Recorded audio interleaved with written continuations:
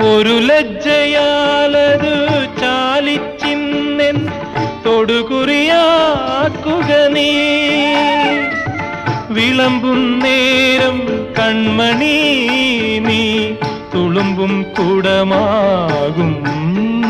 നിന്റെ മൃദുല പൂവിരൽ തൊട്ടാൽ നീരും പാലമൃതായി തീരും. ഉറങ്ങാൻ കിടന്നാൽ ഓമനേ നീ ഉറക്കു പാട്ടാകും.